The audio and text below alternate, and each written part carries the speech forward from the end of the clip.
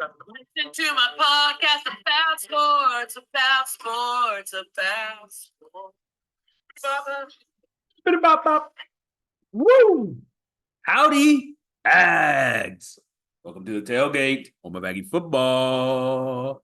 And today we're celebrating road win. Yeah. Woo! Woo! Man, that feels good. Man, I didn't even remember what that felt like. Woo! Today's episode brought to you by Matthews Electric. Light up your home, light up your life. Don't forget to come see us on the YouTube. Send us an email, agstailgate@gmail.com. Questions, comments, we'll take it all. Man, look, what a huge win. Huge win. Look, I can't be more excited about how they played on Saturday. I thought they showed a lot of improvement. And they have, I think, in each week that they've played so far, 33-20. Aggies over Florida. Florida scored all 20 of their points in the second half once the Aggies have sort of throttled down. They gave them some plays defensively in the second half. And, some people may be concerned about that. And, maybe there's some concern there, especially with the coverage, the secondary. But honestly, they loosened up, right? They loosened up. So, they allowed some of that. They were forcing Florida to march down the field, not giving up big plays and doing those kinds of things. So, I was very pleased. And offensively, they hit those two more field goals and it makes it look even better. But, this was a game that was decided pretty much at halftime. And the Aggies did what they needed to do to close it out on the road in the SEC against a historically good opponent who's on a down year and not very well coached. Big win for Elko, for his staff. Just an unbelievable performance by this offense. I thought MARCEL REED, we'll talk more about him, was absolutely electric.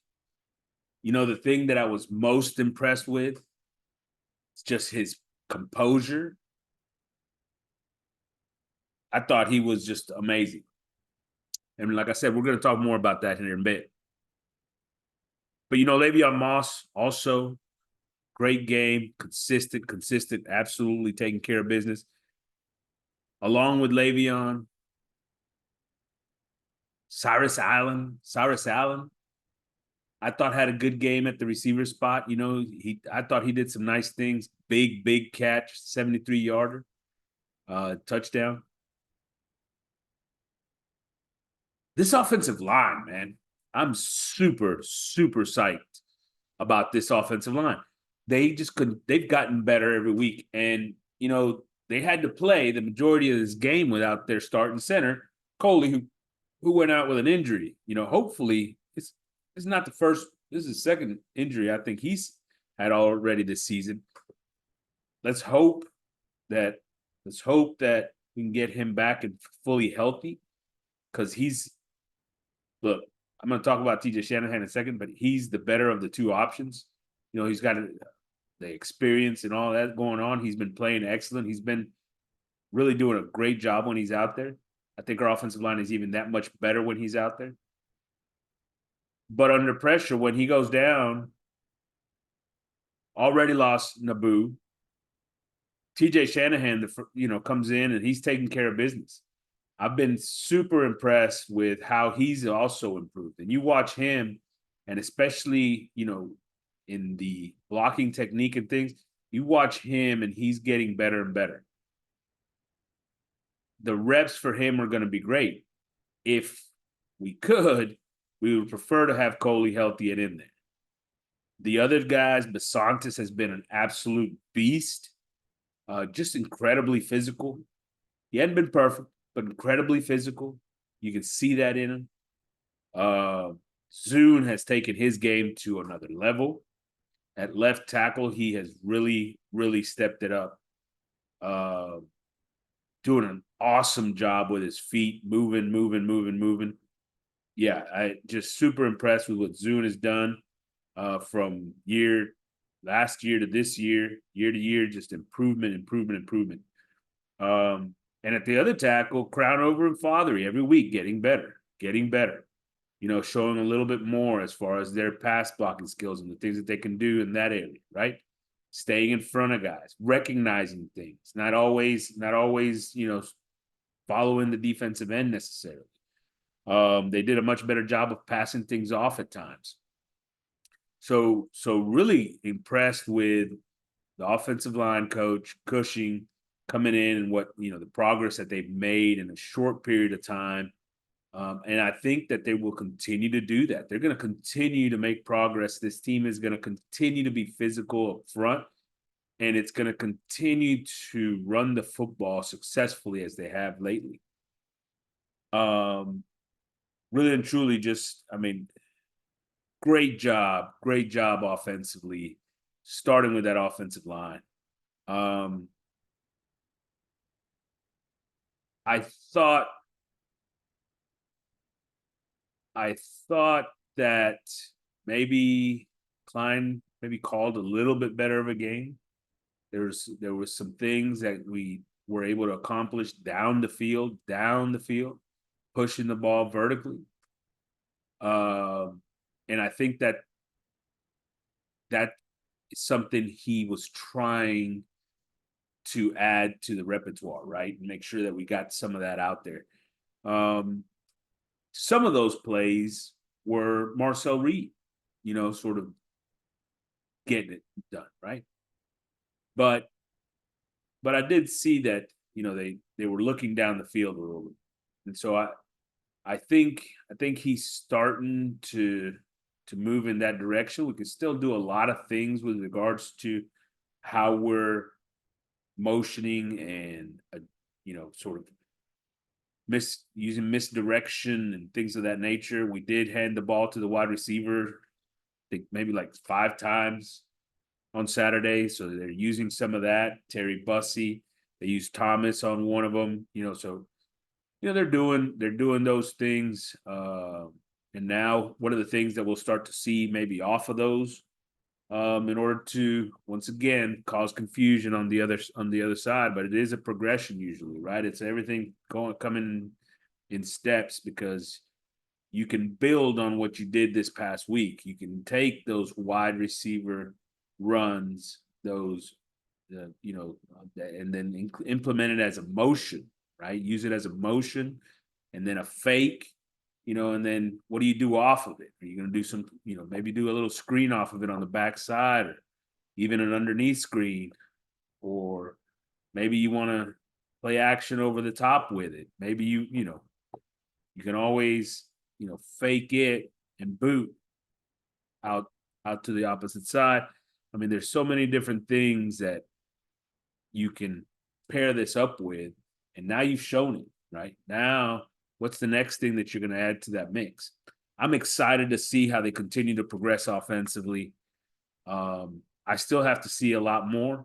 We're going to have to be better offensively at times, even though, because Florida, they're just not very well coached, right? And so a lot of times we were able to get things done just by beating them with effort. Right? With effort. And so, as we go through the season, there's going to be tougher challenges for sure. There's going to be tougher challenges. And and this offense is going to continue to have to produce in those situations where we can't run the ball, 45 times or whatever, right? Where we need to sling it a little bit. We need to be able to get comfortable doing those things as well in those situations. And I'd like to see a little bit more of that. We'll see how that plays out. But that's the identity of this offense. Clearly the run game. It's clear the run game, and then whatever we do off of that. So defensively, I thought they held up really well. Did a lot better in the run game, especially. I thought this is the game that they definitely fit the best as far as getting to their gaps and doing the things that they have to at times. Really, really did a phenomenal job against the run. Up front, Turner's just, I mean, he continues to impress. He really dominates up front. He's a leader on this defensive line. I think he's a big reason for what we can do with a lot of different things. A lot of the other guys. I thought Cassius Howe was absolutely phenomenal. He needs to be on the field more. Maybe we get Regis off the field and bring Stewart inside and put Howell out there. I mean, whatever, man. But that guy needs to be playing. And the other guys continue to contribute. I thought, I mean, Lee is just an absolute monster at the cornerback. Dude is our best defensive back. There's no question about it. He's been excellent, aggressive, and made plays on several occasions. He looks excellent in the run game, in the pass game. He's been unbelievable. More than anybody could have ever expected from what he's producing. I'm super, super excited about the way he's going to continue the season. On the downside is we lose Chappelle, right? And Chappelle's out for the season. That's a tough loss. Who's going to, Hill's been the guy there at that nickel spot, for a lot of the times. I think that, we're going to see some different guys get in there though now. And, I don't know, you think maybe a Ratcliffe could really do that job. And, he's physical enough, long. He's kind of that long guy that they like in those positions sometimes. So, maybe he could be a guy that rotates in. I think they'll continue to use Ratcliffe more on the back end at the safety spot. Probably maybe Brooks. I think Brooks probably would be a really good option there, and has an opportunity there to get himself on the field. Some more. Kerr, I think Kerr could come in and play some. Bussy would be excellent in that position. Physical, big. His obviously athleticism, just incredible. Of course, he could play in a lot of places. Hope right now, maybe,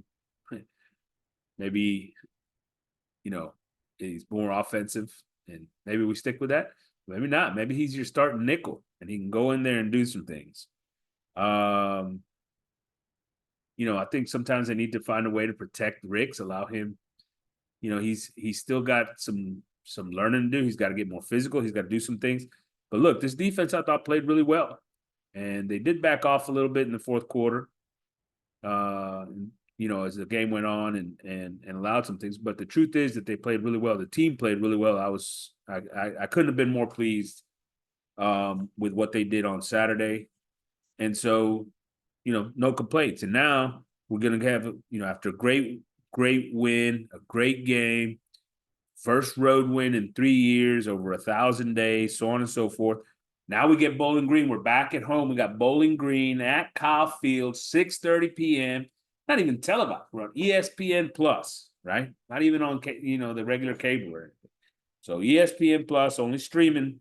Bowling Green's 1-1. They lost 34-27 to Penn State. Took them down to the wire. Had a lead late in that game. They were very, very good against Penn State. This is a team that offensively has a quarterback in Connor Bazelak that's played SEC football. He's played SEC football, and he can make some plays. Their wide receivers are big, physical guys. They've got a tight end in there as well that is athletic, physical. So they got some weapons in the passing game. That's the strength of their offense. They like to sling it around a little bit, get in the hands of those guys. They run, but they also run the ball decently, right? They've got a good running team. So offensively, they're going to be a threat. We'll see. If this defense can do some work on Saturday against Bowling Green, it should make us as Aggies feel good about where this team is going, okay? And this defense and how this defense is playing. So build on what you did against Florida. Continue to clean up the little things and try to get, a little bit tighter in the coverages. And then let's go shut down a good Bowling Green team. Defensively, they're a 4-2-5. Pretty standard as far as what they do defensively. Nothing too crazy. But they've got lots of experience, and they're going to force you to make plays. They're not just going to give up, a lot of big plays. They're not going to give up, they're going to be in the right positions, right?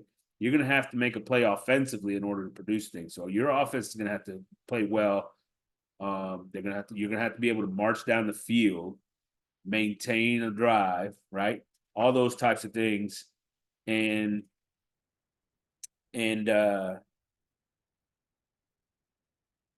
they're going to be a challenge. They're going to be a challenge for the Aggies at home. They're going to be a challenge for the Aggies at home. There's no question. There's no question. Do not overlook this Bowling Green team. Do not overlook this Bowling Green team. They've got experience. Experience. I want to talk about what sometimes can make up for the gap in talent. Experience. So don't overlook this Bowling Green team. Arkansas is going to be there next week either way. And we'll talk about that game next week. I expect the Aggies to win this game and fairly handily.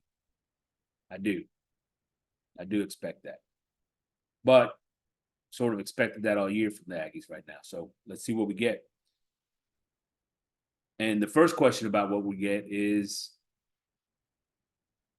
the conversation about Conner Weigman and MARCEL REED. Conner Weigman and MARCEL REED. Look, I have been a big Conner Weigman guy for a long time. Hold on. I'm gonna go dark. Go dark now. Just a little. Go dark.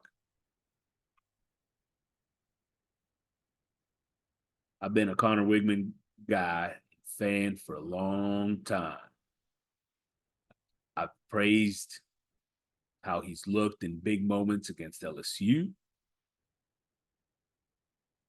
I think that the guy and his injuries have caught up to him a little bit. I think there's his leg injury still a little bit in his head, causing him the issues with his feet. So he's, behind a poor offensive line, to say the least, for a lot of his starting experience. But he does have days. He has the games against Auburn. He's got the game against Notre Dame. So he does have days where he, has had some struggles. And overall, he's been steady. Not a lot of monster, huge games. He's young, though. He's still young. And I love Conner. I've been a big fan. Love his demeanor. But MARCEL REED. MARCEL REED, man. I'm sorry. You look at those two guys and the performances they've had on the field. There's no comparison. There's no comparison. And here's the thing. Don't be the guy that sits Johnny Manziel, all right? Don't be that guy. MARCEL has got a little bit of that in him. He's got that potential in him. He's got those explosive plays with his legs. He makes people miss. He's very comfortable in the pocket. Instinctive about where pressure's coming from. Isn't afraid to deliver the ball down the field. Very confident in when he throws a football. Steps into his throws, not fading. and has a little bit of a sixth sense, seeing things. He's got tremendous upside, huge, huge upside. Don't be the coaching staff that sits.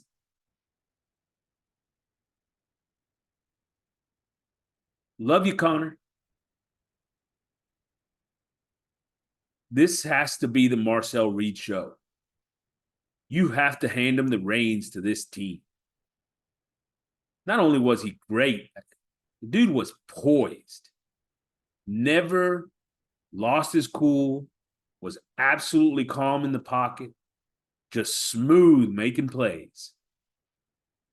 Smooth. See him afterwards. He gives his post game and just calm, awesome demeanor. But he's got it. He's got a little bit of it. Got something. You know, explosive plays, man. We've talked about this in the past. We heard Nick Saban talk about it in game day. Explosive plays are as big as turnovers. So explosive plays on offense. And let's say plays of 20 yards or more. Okay? Plays of 20 yards or more. How many plays of 20 yards or more did we have against Notre Dame? That's zero. None. Not a one. McNeese. 3. The big 65-yarder by Terry Bussey. 31-yard run by Le'Veon Moss. And one pass of exactly 20 yards from Conner to Moose against McNeese.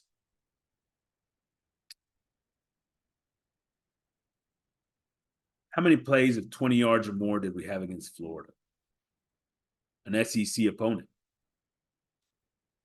7 plays of 20 yards or more. 7.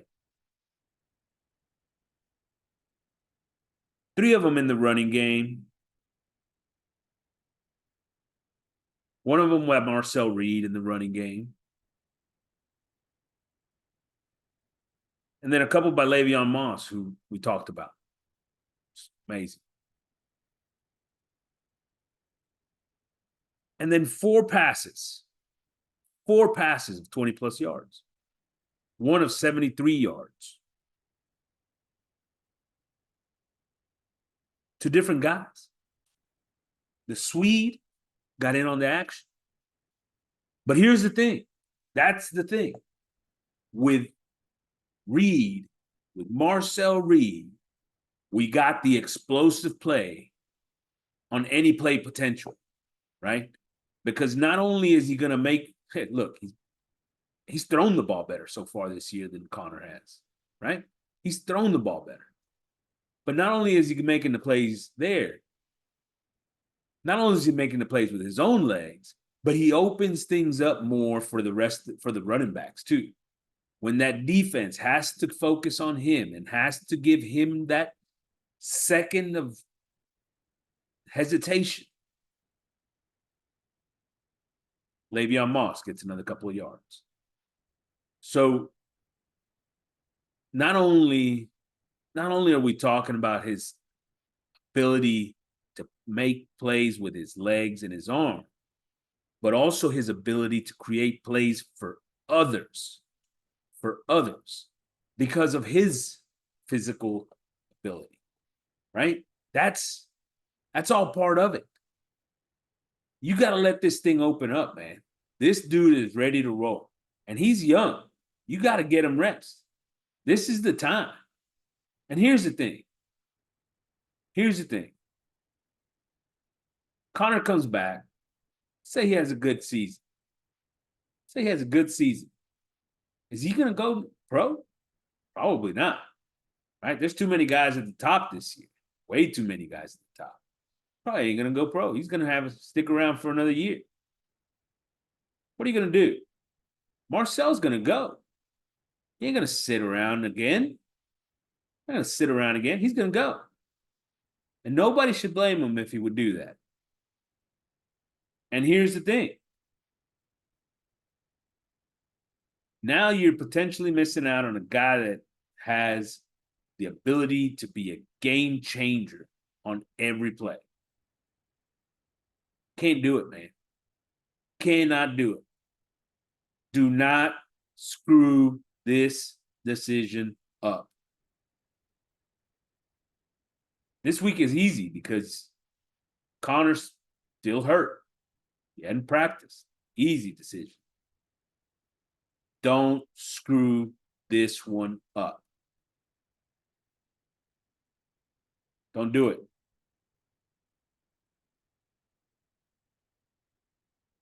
Questions from the tailgate.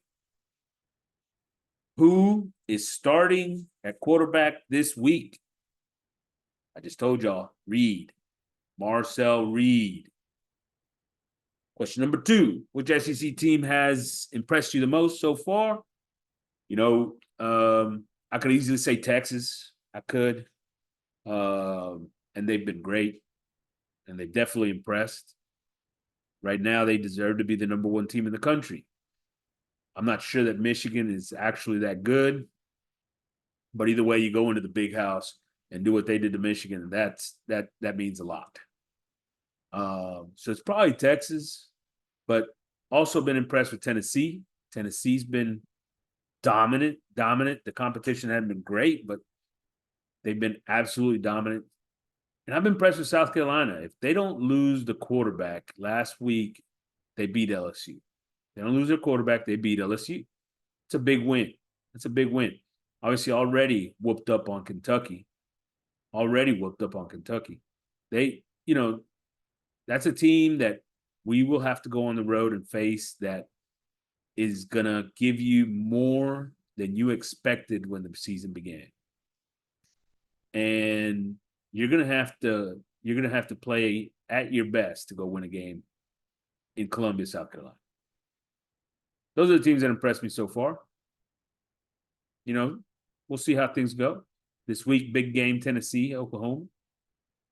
That'll be on at the same time as the Aggies, so make sure you have multiple TVs. Gig 'em Aggies from the tailgate. See you next time.